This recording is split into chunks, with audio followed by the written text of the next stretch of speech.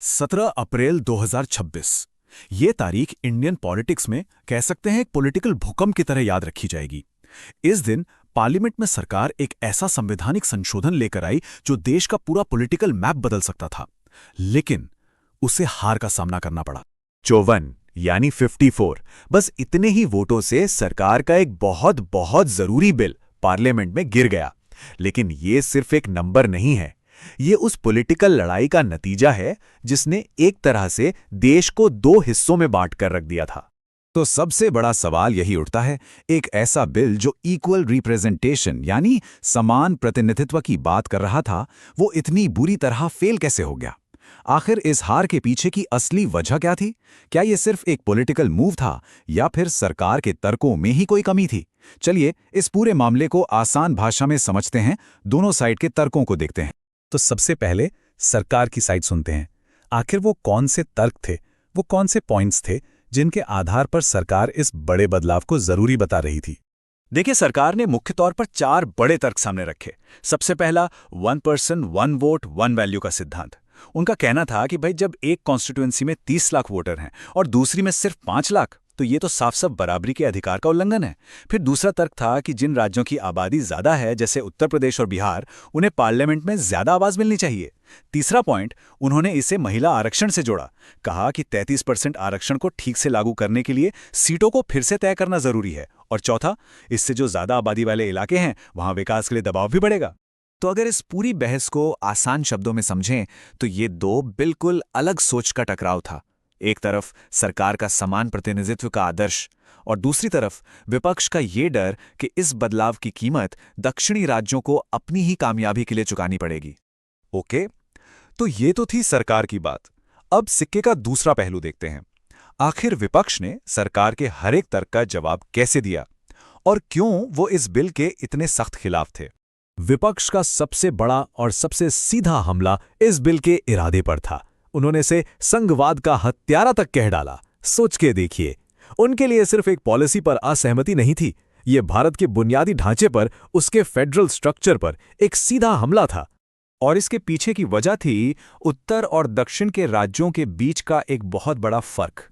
विपक्ष ने तर्क दिया कि तमिलनाडु, केरल, आंध्र प्रदेश जैसे दक्षिणी राज्यों ने पिछले कई दशकों में फैमिली प्लानिंग को बहुत सफलतापूर्वक लागू किया। अब अगर आबादी ही आधार बनेगी तो इन राज्यों को तो अपनी इस कामयाबी की सजा मिल जाएगी, उनकी सीटें कम हो जाएंगी। और दूसरी तरफ जिन राज्यों की आबादी तेजी से बढ़ी, उन्हें इसका इनाम मिलेगा। ये तो सीधे सीधे अच्छा काम करने की सजा देने जैसा हो गया ना। फेडरलिज्म के अलावा विपक्ष ने और भी गंभीर चिंताएं जताईं। पहली थी आर्थिक असंतुलन की। उनका कहना था कि दक्षिणी राज्य देश के टैक्स रेवेन्यू में सबसे ज्यादा योगदान करते हैं, लेकिन अगर उनकी सीटें कम हो गईं तो बजट और पॉलिसी मेकिंग में उनकी आवाज कमजोर पड़ जाएगी। दूसरा, उन्होंने 1971 की जनगणना पर टिके रहने की मांग की, जिसे इसलिए आधार बनाया गया था ताकि जनसंख्या नियंत्रण करने वाले राज्यों को नुकसान न हो। और तीसरा, और शायद सबसे बड़ा आरोप, उन्होंने सरकार पर महिला आरक्षण को एक पॉलिटिकल टूल की तरह इस्तेमाल करने का आरोप लगाया। उनका कहना था कि ये आरक्षण तो मौजूदा 543 सीटों पर भी लागू हो सकता है, इसके लिए नए परिसीमन का बहाना क्यों? तो सरकार के अपने तर्क थे, विपक्ष के अपने। जब सारी दलीलें सामने आ गईं तो 17 अप्रैल को पार्लियामेंट में एक नाटकीय वोट के लिए स्टेज बिल्कुल सेट हो चुका था। क्योंकि ये एक संवैधानिक संशोधन था, इसे पास करने के लिए 2/3 बहुमत यानी 352 वोटों की जरूरत थी। लेकिन जब गिनती हुई तो नतीजा सबके सामने था। सरकार इस नंबर से काफी दूर रह गई। बिल के पक्ष में पड़े सिर्फ 298 वोट, जबकि 230 सांसदों ने इसके खिलाफ वोट किया। ये सिर्फ एक बिल का फेल होना नहीं था, समझिए इस बात को।